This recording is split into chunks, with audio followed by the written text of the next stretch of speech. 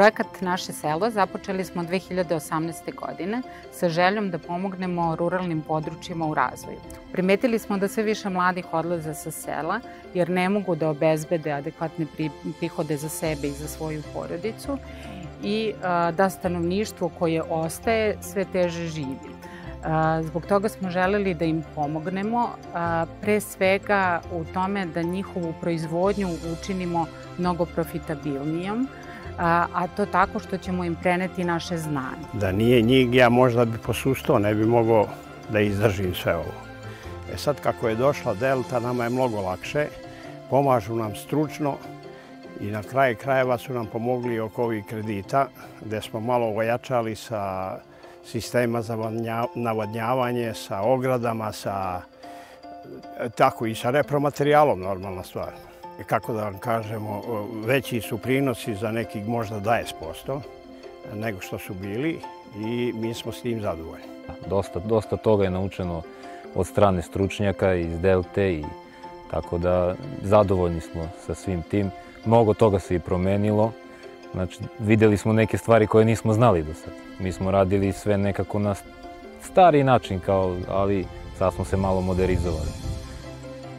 Ova štala je izgrađena 2020. godine iz projekta Naše selo, Delta fondacije i Erste banke.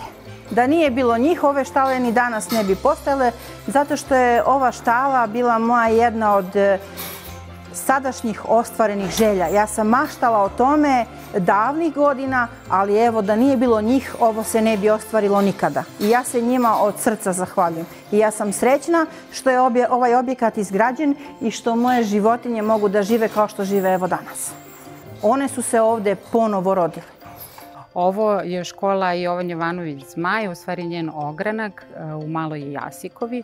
Mi smo školu renovirali 2019. godine i tada je škola u stvari prvi put renovirana posle izgradnje. Pre 90 godina je izgrađena škola, od tada nikada nije renovirana i mi smo bukvalno od poda do plafona zamenili sve što je bilo dotrajalo u školi. Po istom principu obnovili smo školu u susednom selu Dubočane.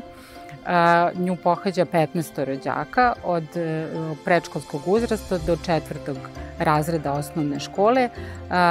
Ta škola takođe nije bila obnovljena od svoje izgradnje, tako da su deca sada i u jednoj i u drugoj školi u jednom potpuno drugačijem ambijentu koji je mnogo lepši, mnogo je bezbedniji za rad i za boravak u toj školi. I ono što je nama jako bilo važno jeste da deca zavole školu, da zavole učenje i da nastave, da kažem, sa školovanjem kako bi mogli jednog dana da pomognu i svojim roditeljima i bakama i dekama u razvoju poljoprivredne proizvodnje. Pa, iskreno planiram ostajem ovde, 7. sam razred, posle škole planiram da idem u srednju školu u Bukovo. Iskreno ostao bi na selu, ne vidim zašto bi otišao odavde, jer ovde je lep život.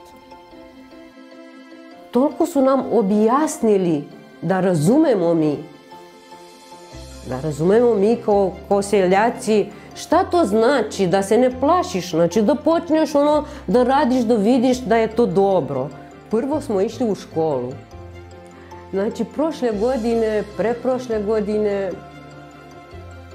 cele zime smo išli kao u školu. Slušala sam predavanje, pa htela sam da vidim da li je to tako. Znači, najbolje što može da se neko da te uči, da ti dođe, kako da ti kažem, na vrata, pa da te uči šta da radiš, kako da radiš.